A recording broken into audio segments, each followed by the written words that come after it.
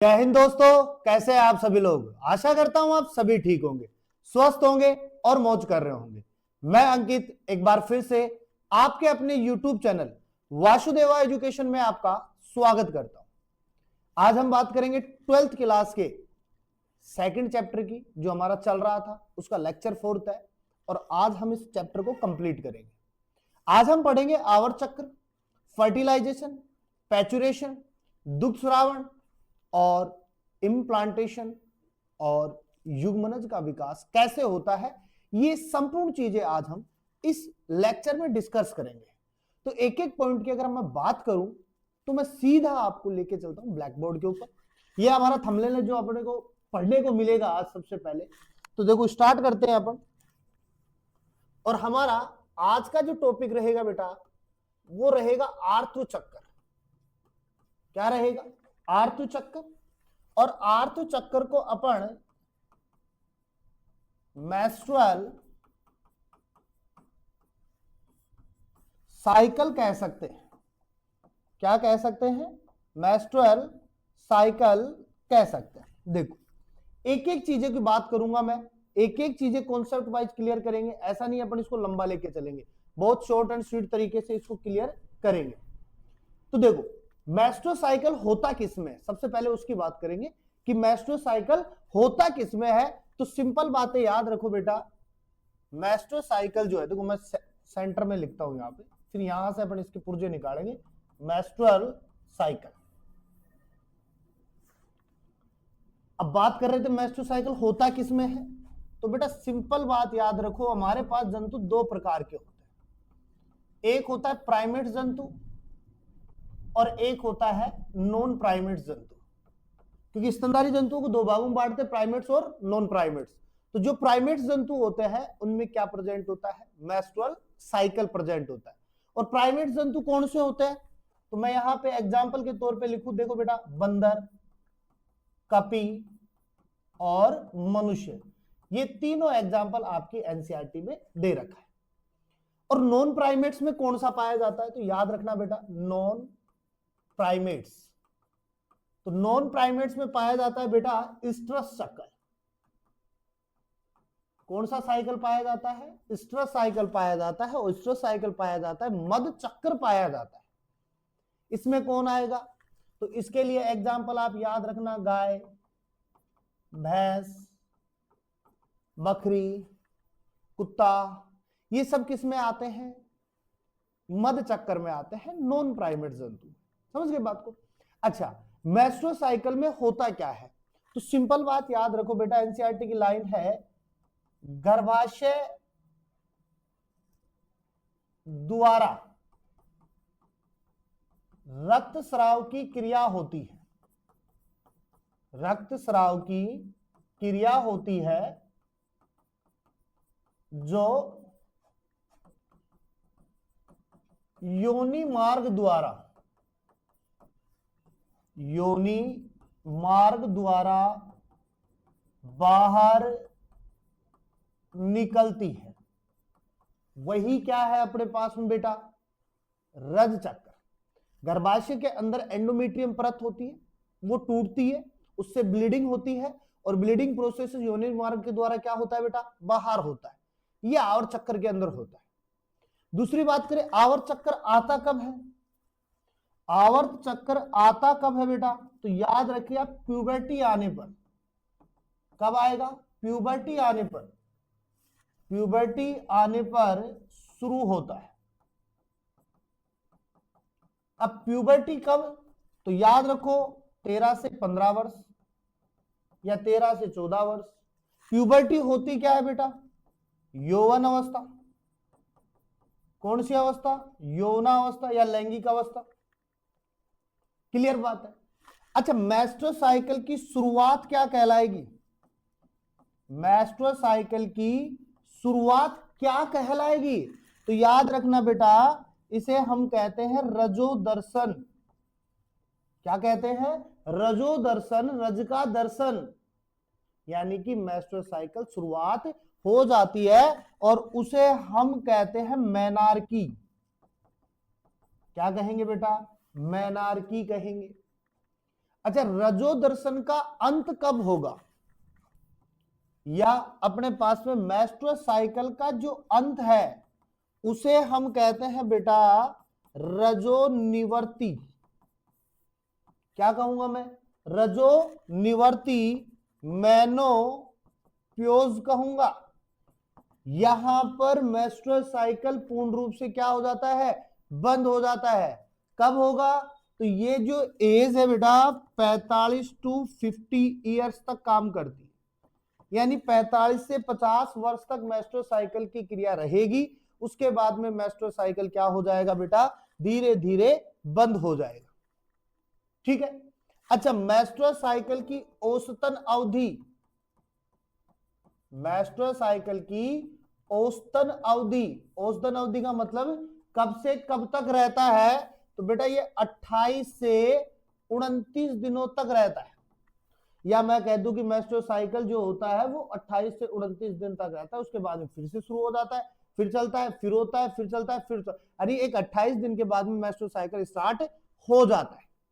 अच्छा, menstrual cycle में होता क्या है बेटा, तो मेंस्ट्रुअल साइकिल के अंतर्गत मादा जो है वो एक अंडाणु का उत्सर्जन करती है। किसका उत्सर्जन करती है, अंडाणु का उत्सर्जन करती है, अंडाणु को बाहर निकालने का कार्य करती है। या मैं सिंपल सी बात कहूं बेटा कि ये जो रजो दर्शन और रजो दर्शन से लेकर के मेनोप्योज, यहां मैं लिखूं देखो, रजो दर्शन से रजो निवर्ती, रजो दर्शन से रजो निवर्ती यानी कि मैनार्की से लेकर के मेनोपोज के बीच की जो अवस्था होती है उसी समय मादा जनन सक्षम होती है, यानी कि जनन का जो काम है वो रजो दर्शन से लेकर के रजो निवर्ती के बीच के पीरियड में ही करती है, उसके बाद में नहीं करती। क्लियर बात है। ये तो हो गई रज चक्र की अपने पास में या आवर्त परावस्था की कुछ बेसिक बातें। हम बात करते हैं आवर्त चक्र की कुछ परावस्थाओं के बारे में कि कितनी परावस्थाएं होती है, कैसे कैसे ये डिवाइडेशन होता है। तो हम लिखे यहां पे रज परावस्था या लिखे मेंस्ट्रुअल साइकिल परावस्था। ठीक है बेटा, देखो मेंस्ट्रुअल साइकिल की 4 परावस्थाएं होती है। कितनी परावस्थाएं, 4 परावस्थाएं। तो देखो मैं पहली परावस्था लिखूं, उसे मैं लिखूंगा बेटा रज परावस्था। क्या लिखूंगा, रज परावस्था लिख दूं, या मैं इसे मेंस्ट्रुअल फेज लिख दूं, या मैं इसे ब्लीडिंग फेज लिख दूं, एक ही बात है। क्लियर बात है। दूसरी परावस्था जो है उसे मैं हिंदी में लिखूंगा पुटकीय परावस्था। क्या लिखूंगा बेटा, पुटकीय परावस्था। और पुटकीय को मैं इंग्लिश में क्या लिखूंगा, फोलिक्यूलर फेज। क्या लिख रहा हूं मैं, फोलिक्यूलर फेज। तीसरी जो प्रावस्था होगी उसे हम कहेंगे अंडोत्सर्ग प्रावस्था। क्या कहेंगे, अंडोत्सर्ग प्रावस्था। और अंडोत्सर्ग प्रावस्था को अपन लिखेंगे ओव्यूलेशन फेज। क्लियर बात है। और चौथा अपन लिखेंगे अंत में ल्यूटियल फेज। क्या लिख रहे हैं अपने पास में, ल्यूटियल फेज लिख रहे हैं बेटा। इसे अपन पीत पिंडी अवस्था भी कह सकते हैं, या हम इसको श्रावी प्रावस्था भी कह सकते हैं। यानी कि कितनी प्रावस्थाएं हो गई, 4 प्रावस्थाएं। और इन्हीं 4 प्रावस्थाओं के साथ में पूरा मेंस्ट्रुअल साइकिल फेज चलता है जो 28 दिनों तक का रहता है। अब समझो ये जो रज प्रावस्था है बेटा, ये जो रज प्रावस्था है वो 1 to 4th डे, कितने दिन तक की हो गई, 1 to 4th डे तक रहती है ये अपने पास में। क्लियर बात है। अब इसके बाद देखो 1 से 4th डे हो गई, तो मैं ये कह सकता हूं कि ये 3 to 5 डे तक रहती है अपने पास। कितने दिन तक बनी रहती है, 3 से 5 दिन तक ये हमारे पास में बनी रहती है, एज इट इज रहती है। ठीक है। इसके बाद में देखो पुटकीय प्रावस्था की बात करें, जहां पर केवल किसका निर्माण होगा, पुटकों का निर्माण होगा। और ये जो पुटकीय प्रावस्था है ये 5 to 13 डे, 5 से 13 दिन तक बनी रहती है, यानी 5वां दिन और उससे 13 दिन। तो बीच के दिनों में हम बात करें तो इसके बीच के दिनों का काउंटेशन जो होगा बेटा वो 8 से 9 दिनों का होगा। कितने दिनों का होगा? 9 दिनों का। अच्छा, ओव्यूलेशन फेज सभी को पता है 14 डे पे होगा, यानी 14वां दिन जो होगा वो अपने पास में अंडोत्सर्ग यानी अंडा निर्माण होगा। एक दिन की बात हो गई। और अंत के अंदर बचा हुआ जो दिन है 15 टू 28 दिन, यहां तक कौन सी प्रावस्था रहेगी? ल्यूटियल फेज रहेगी। कौन सी फेज रहेगी? Luteal phase. तो यहां पर अपन बीच के जो दिन होंगे उनको अपन कितने दिनों में काउंट कर सकते हैं? 14 दिनों के बीच के अंदर काम कर सकते हैं। ऊपर के 13 दिन, बीच में 14 दिन सेफ है, बाकी का 14 दिन पीछे की ओर चला गया। तो कुल मिलाकर के मेंस्ट्रुअल फेज को 4 भागों में बांटते हैं। अच्छा, इन 4 भागों में एक्चुअली में होता क्या है ऐसा जो हमें मेंस्ट्रुअल साइकिल में इन चारों फेजों को देखने की आवश्यकता पड़ रही है? तो सिंपल बातें याद रखो बेटा, शॉर्टकट फॉर्म में बताता हूं मैं यहां पे कि रज प्रावस्था के अंदर क्या होगा। तो बेटा रज प्रावस्था के अंदर होगा क्या? एक चीज होगी, वो होगी एंडोमीट्रियम। एंडोमीट्रियम परत टूट जाएगी। एक चीज याद रखो, रज प्रावस्था, मेंस्ट्रुअल फेज या ब्लीडिंग प्रावस्था में एंडोमीट्रियम परत टूटेगी। जब तक वो नहीं टूटेगी ब्लीडिंग क्यों होगी? ब्लीडिंग का मतलब रक्त का बाहर निकलना। ब्लीडिंग का मतलब रक्त का बाहर निकलना। रक्त कब निकलेगा? जब कोई चीज टूटेगी। बिना चीज के टूटे, बिना उत्कों के टूटे, बिना किसी लेयर के टूटे तो ब्लड निकलने से रहा। तो ब्लड निकलेगा कब? जब एंडोमीट्रियम परत टूटेगी। अच्छा, एंडोमीट्रियम परत कब टूटेगी? जब अंडा निषेचित नहीं होगा। जब अंडा निषेचित नहीं होगा या सेकेंडरी ओसाइट जो है वो निषेचित नहीं होगी। तो मैं लिख दूं यहां पे अनिषेचित, अनिषेचित अंडे के बाहर निकलने से। अब आप कहोगे सर निषेचित होने पर ऐसा क्या हो जाता है? निषेचित होने पर ऐसा क्या हो जाता है जो एंडोमीट्रियम परत नहीं टूटती? बेटा उस समय कार्पस ल्यूटियम आता है, और कार्पस ल्यूटियम जो है, पीत पिंड जो हो बहुत मात्रा में प्रोजेस्टेरोन निकालता है, जिससे एंडोमीट्रियम की परत बनी रहती है। तो सिंपल बात याद रखो, एंडोमीट्रियम परत टूटेगी, एंडोमीट्रियम परत टूटेगी तो अनिषेचित अंडा जो है बाहर निकलेगा, और उसके बाहर निकलने पर ब्लीडिंग होगी, तो उसे ही हम क्या कहेंगे? रज प्रावस्था कहेंगे। कब तक रहेगी? 1 से 4 दिन तक रहेगी, यानी बीच का जो पीरियड रहेगा वो 3 से 5 दिन का रहेगा। हम ये भी कह सकते हैं कि मेंस्ट्रुअल साइकिल का ना आना या रज प्रावस्था का ना आना गर्भधारण का संकेत देता है, लेकिन कभी कभी निर्बल स्वास्थ्य या स्ट्रेस की वजह से भी मेंस्ट्रुअल साइकिल में डिले हो जाता है, या पीरियड्स में क्या होता है? डिले हो जाता है। समझ रहे हो बात को? क्योंकि मेंस्ट्रुअल साइकिल को हम अनेक नामों से भी जानते हैं, जिसमें रजोधर्म, अन्य नाम जो है वो क्या रहेंगे? रजोधर्म, माहवारी, पीरियड्स इत्यादि नामों को हमने क्या किया है? यहां पे शामिल कर रखा। क्लियर बात है? तो रज प्रावस्था की बात हो गई। अब आएंगे पुटकीय प्रावस्था में। तो बेटा सीधी बात है, जो चीज हमारे पास टूटी उसको सही करेंगे, जो चीज टूट गई उसको सही करेंगे। सही नहीं करेंगे तो आगे क्या होगा? ब्लड निकलता ही रहेगा, और ब्लड निकलेगा तो बॉडी खाली हो जाएगी। समझ रहे हो बात को? और ये पर डे के अंदर 25 से 65 ml का क्या करते हैं? रक्त स्राव कर देते हैं। तो पुटकीय प्रावस्था के अंदर सबसे पहले क्या बनेगा? सबसे पहले क्या बनेगा बेटा? एंडोमीट्रियम परत का पुनः निर्माण होगा बेटा। एंडोमीट्रियम परत का पुनः क्या होगा? निर्माण होगा। अब पुनः निर्माण कब होगा? डायरेक्ट तो नहीं होगा।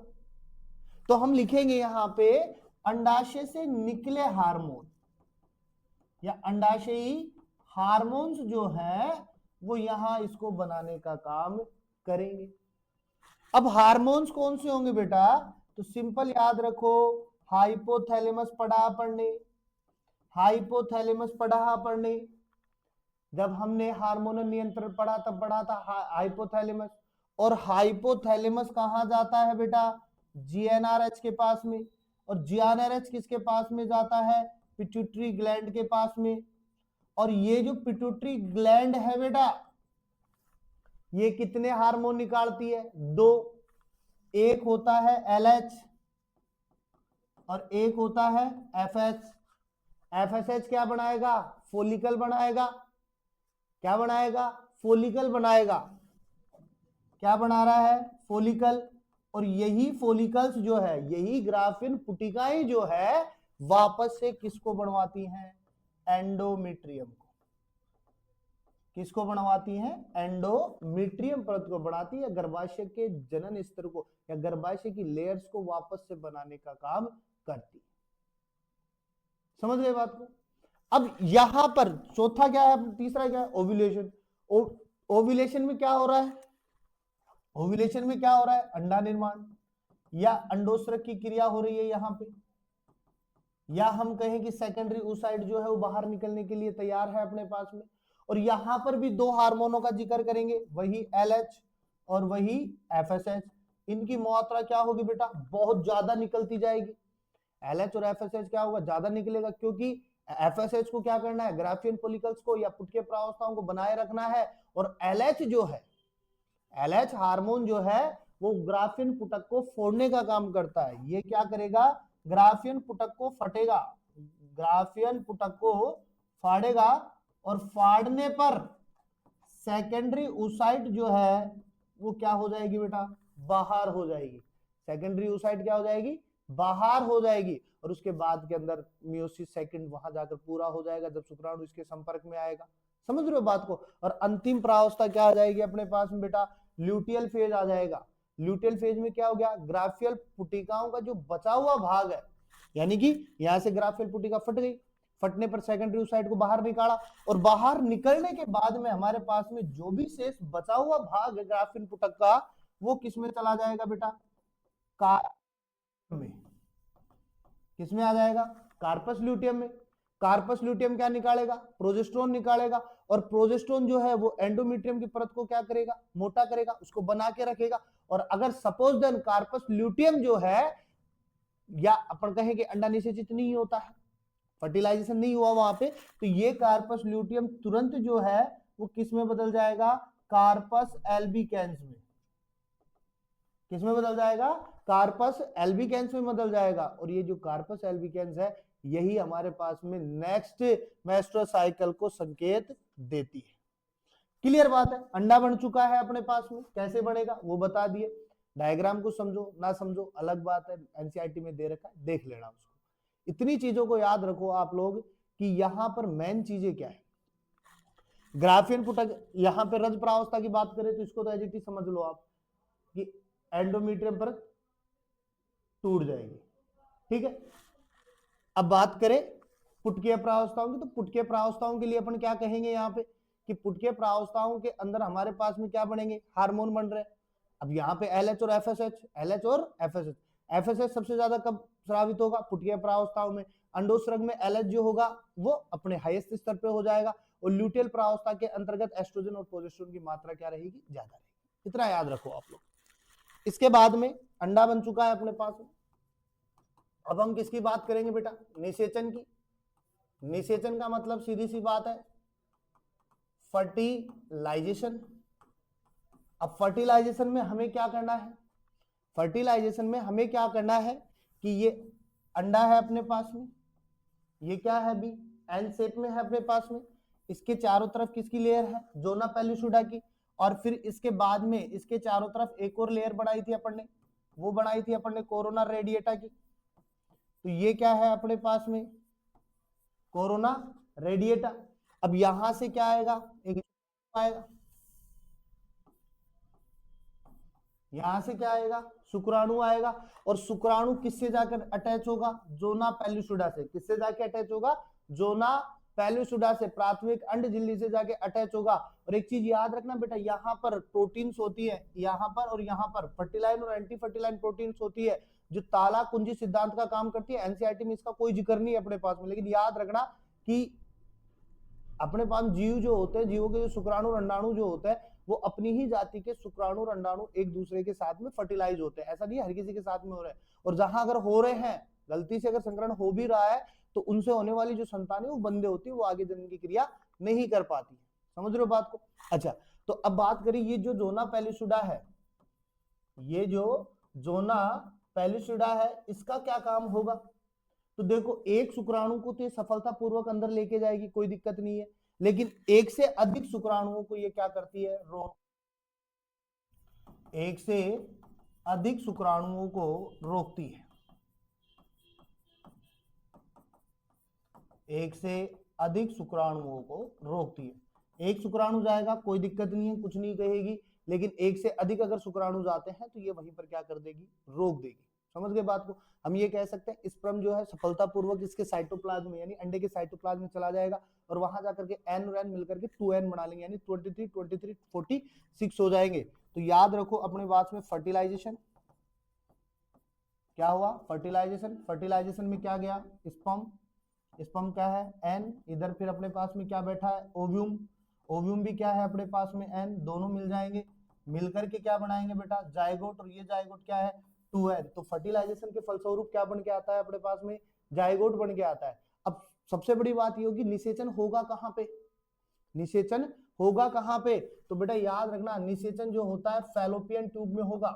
ये पहले भी मैंने बताया है आपको और दोबारा बता रहा हूं, निषेचन कहां होगा? फैलोपियन ट्यूब में होगा। और फैलोपियन ट्यूब में भी कहां होगा? एम्पुला में होगा। कहां होगा? एम्पुला में। निषेचन कहां होगा? फैलोपियन ट्यूब में। और फैलोपियन ट्यूब में भी कहां होगा? एम्पुला के अंदर होगा। ठीक है, एम्पुला में क्या रखी रहेगी? सेकेंडरी oocyte रखी रहेगी। एक चीज याद रखना बेटा, फर्टिलाइजेशन तभी होता है जब एम्पुला भाग के अंतर्गत शुक्राणु और अंडाणु दोनों एक ही समय पर मौजूद हों, तब आसानी से इनमें क्या होगा? फर्टिलाइजेशन होगा। अब जैसे ही सेकेंडरी oocyte में क्या जाएगा? शुक्राणु जाएगा, और शुक्राणु जैसे ही जाएगा, शुक्राणु जैसे ही जाएगा तो मियोसिस सेकंड जो है वो क्या हो जाएगा? अपना पूरा हो जाएगा। मियोसिस सेकंड जो है वो अपना पूरा हो जाएगा। क्लियर बात है? ये हमारे पास में फर्टिलाइजेशन भी क्या होता है? कंप्लीट होता है। अब हम बात करते हैं युग्मनज के विकास की। अब हम किसकी बात करते हैं बेटा? युग्मनज के विकास की, डेवलपमेंट ऑफ जायगोट की बात करते हैं कि युग्मनज का जो विकास है वो किस प्रकार से होगा अपने पास में। तो बेटा कुछ चीजों का याद रखो, जैसे ही अपने पास में फर्टिलाइजेशन होता है, शुक्राणु अंदर जाता है और उसके कोशिका द्रव्य में मिलता है, तब मैंने आपको कहा था याद हो तो शुक्राणु के पास में, शुक्राणु के पास में जैसे म्यूसिस सेकंड पूरा हुआ अंडा फर्टिलाइजर, तो शुक्राणु के पास में समीपस्थ तारक केंद्र होता है जो विदलन की क्रिया करवाता है। और विदलन की क्रिया के अंतर्गत बेटा विभाजन कौन सा होता है? समसूत्री विभाजन। क्या होगा? समसूत्री विभाजन होता है। अब जब समसूत्री विभाजन जो होता है बहुत गति से होगा, तेज होगा, रैपिडली होगा, तीव्र गति से काम करेगा, जल्दी जल्दी करेगा और जल्दी जल्दी कर करके वो कोशिकाओं को विभाजित करेगा। जायगोट जो है अपने पास में यूनिसेलुलर है, सिंगल कोशिका है, लेकिन जैसे जैसे विभाजन होती जाएगी वो बढ़ती जाएगी। समझ रहे बात? कोशिकाओं की संख्या क्या होती जाएगी? बढ़ती जाएगी, और आकार जो है उनका क्या होता जाएगा? कम होता जाएगा। तो 1 से 2 कोशिका, 2 से 4 कोशिका, 4 से 8 कोशिका, 8 से 16 कोशिका, 16 से 32 कोशिका, यानी डबल होती जाएगी। और समसूत्री विभाजन के बाद में हम ये कह सकते हैं कि विदलन होगा, विदलन से कई कोशिकाएं बढ़ गई अपने पास में। ठीक है, और ये जो 16 से 32 वाली जो कोशिकाएं होती है या विदलन के फलस्वरूप बनी जो कोशिकाएं होती है उनको अपन लिखते हैं ब्लास्टोमियर। विदलन के फलस्वरूप बनी कोशिकाओं को मैं क्या कहूंगा बेटा? ब्लास्टोमियर कहूंगा। और ये जो ब्लास्टोमियर है इनसे 16 से 32 सेल अवस्था बनती है। कितनी? 16 से 32 सेल स्टेज तैयार होती है अपने पास में। और ये जो सेल होती है ना, 16 से 32 जो सेल्स होती है, इनको मैं लिखता हूं बेटा ब्लास्टोमियर। क्या लिखूंगा मैं? ब्लास्टोमियर लिखूंगा, कोरक खंड लिखूंगा। और ये जो कोरक खंड होते हैं ना, ये आगे चल करके एक ठोस गेंदनुमा संरचना बनाते हैं जिसे हम मोरूला कहते हैं। क्या बनाते हैं? ठोस गेंदनुमा संरचना बनाते हैं। या आप ये ऐसे करो, ये 16 से जो 32 सेल स्टेज है इसको यहाँ ऐड कर दो, क्योंकि यहाँ पर तो अपने पास में ब्लास्टोमियर बन के आ रहा है। ठीक है, तो छोटे छोटे कोशिकाएं जो है वो क्या कहलाएगी? ब्लास्टोमियर। ब्लास्टोमियर से क्या बना? मोरूला। ठोस गेंदनुमा संरचना बन चुकी है अपने पास में। अब ये जो मोरूला है ना, ये आगे चल करके एक पुटी के अंदर तब्दील हो जाती है जिसे अपन कहते हैं ब्लास्टोसिस्ट। क्या कहेंगे? ब्लास्टोसिस्ट कहेंगे। और ब्लास्टोसिस्ट जो है वो आगे चल करके दो भागों में बढ़ जाती है। कितने भागों में? दो भागों में। एक होता है ट्रोफोब्लास्ट, एक तो क्या होगा बेटा? ट्रोफोब्लास्ट। और ट्रोफोब्लास्ट जो होगा वो बाहर का स्तर होगा, और एक होगा आंतरिक कोशिकीय भाग, आंतरिक कोशिकीय स्तर। ठीक है बेटा। अब ये जो आंतरिक कोशिकीय भाग है ना, ये आगे चल करके भ्रूण के अंगों का निर्माण करेगा। ये क्या बनाएगा? भ्रूण के अंगों का निर्माण करेगा। और वहीं अगर ट्रोफोब्लास्ट की बात करूं तो ट्रोफोब्लास्ट जो है वो अपरा या प्लेसेंटा का निर्माण करता है। किसका निर्माण करेगा? ट्रोफोब्लास्ट या प्लेसेंटा का निर्माण करेगा। या मैं सिंपल सी बात कहूं कि ये जो ब्लास्टोसिस्ट अपने पास में आई थी, ये आगे जाकर के एंडोमेट्रियम परत के साथ में चिपक जाती है। एंडोमेट्रियम परत के साथ में जाकर के चिपक जाएगी। अब ये वहां जाकर के जब चिपकती है, जहां जाकर के चिपकेगी ये ब्लास्टोसिस्ट, तो उस प्रोसेस को अपन लिखते हैं इम्प्लांटेशन। क्या लिखूंगा मैं? इम्प्लांटेशन या रोपण लिखूंगा। जैसे अपने पास में हम देखें तो ये वाला भाग होता है, यहाँ पे ये अपने पास में क्या बना हुआ है? एंडोमेट्रियम परत। और यहाँ पर क्या आ गई? ब्लास्टोसिस्ट इस्थमस भाग के पास में। अब यहाँ से कुछ अपने पास में रसांकुन भी निकलते हैं जो इसको उंगली नुमा प्रवर्ध होते हैं और यू चिपका लेते हैं। समझ रहे हो बात को? अंत में अगर हम बात करें, यहाँ पर मोरुला हो गया, पूरा हो गया, काम हो गया। अब लास्ट में हम ये कहेंगे कि ये जो ब्लास्टोसिस्ट है आंतरिक कोशिकीय विभेदन कर लेगा, भ्रूण अंगों का निर्माण करेगा, ट्रोफोब्लास्ट करेगा। ये जो आंतरिक कोशिकीय जो स्तर होगा जो भ्रूण के अंगों का निर्माण करेगा, ये एक भाग और बनाता है ब्लास्टोसिस्ट, जिसे हम लिखते हैं मोरुला। क्या लिखते हैं? मोरुला। और मोरुला आगे चल करके तीन भाग बनाता है, बनाएगा, मीजोड्रम बनाएगा और बेटा एंडोड्रम बनाएगा। यानी तीन पोर्शंस में उनको डिवाइडेशन कर देता है। क्लियर बात है? यहां अगर हम अपरा के कार्य की बात करें, अपरा के कार्य की अगर हम बात करें, ये जो प्लेसेंटा है इसके अगर कार्यों की बात करें, तो एक चीज याद रखना बेटा, भ्रूण का रक्त और माता का जो रक्त है वो आपस में, भ्रूण के उत्तक और माता के उत्तक आपस में क्या बन लेते हैं? समन्वय बन लेते हैं और आपस में पदार्थों का आदान प्रदान करने लग जाते हैं। तो भ्रूण को क्या चाहिए? भोजन चाहिए। भ्रूण को क्या चाहिए? पोषक पदार्थ चाहिए। अब पोषक पदार्थों के साथ में उसको क्या चाहिए बेटा? O2 चाहिए। तो ये सारी चीजों का आदान प्रदान कौन कर रहा है? माता करेगी। ठीक है बेटा। दूसरी बात, अब जब पोषक पदार्थ जाएंगे तो सीधी बात है अपशिष्ट पदार्थ भी बनेंगे। क्या बनेंगे? अपशिष्ट पदार्थ। और अपशिष्ट पदार्थ बन रहे हैं तो सीधी बात है O2 जा रही है तो CO2 भी निकलेगा। तो सिंपल सी बात है, इनका उत्सर्जन का जो काम होगा वो भी किसके द्वारा किया जाएगा? अपरा के द्वारा। तो इंपॉर्टेंट दो पोर्शन है, इनको याद रखो आप लोग।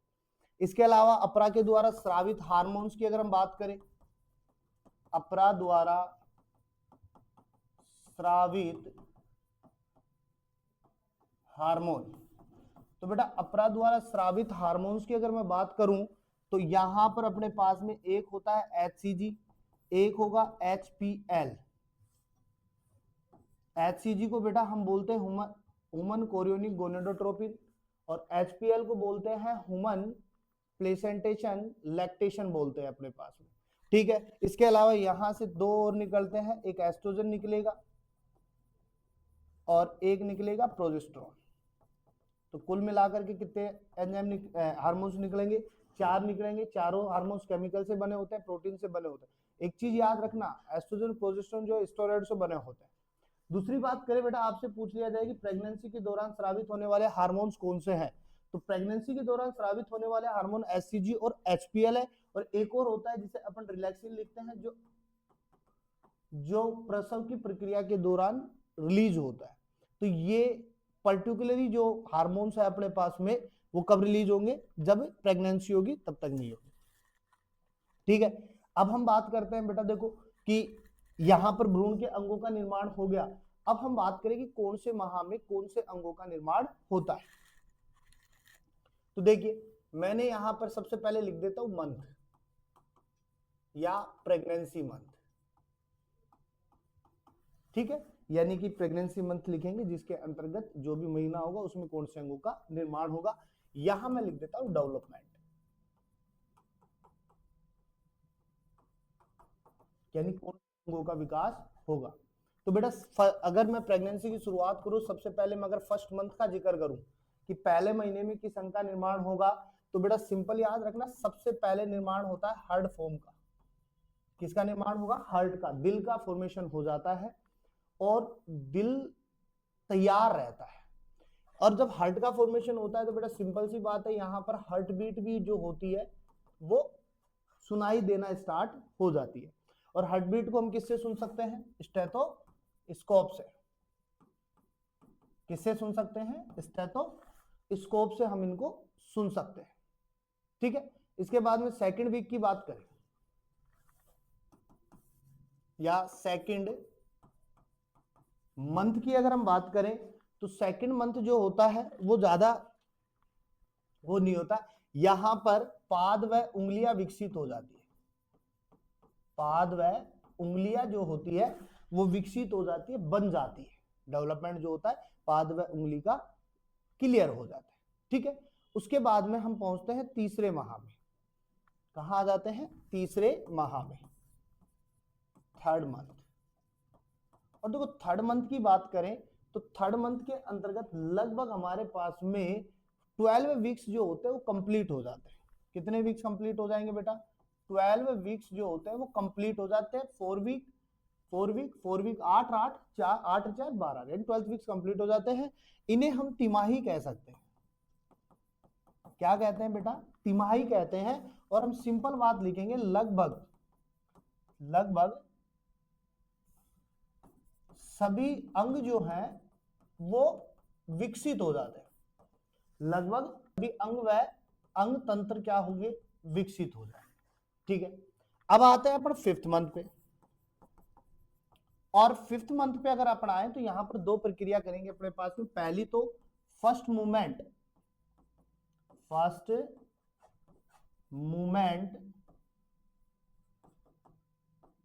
ऑफ एम्ब्रियो, जो भ्रूण होता है अपने पास में, उसके अंतर्गत पहली गति देखने को मिल जाती है, यानी वो मूवमेंट करने लग जाता है। दूसरी अगर हम बात करें तो यहां पर सिर पर बाल आ जाते हैं। सिर पर जो बाल आएंगे वो कौन से मंथ में आएंगे बेटा? फिफ्थ मंथ में आएंगे।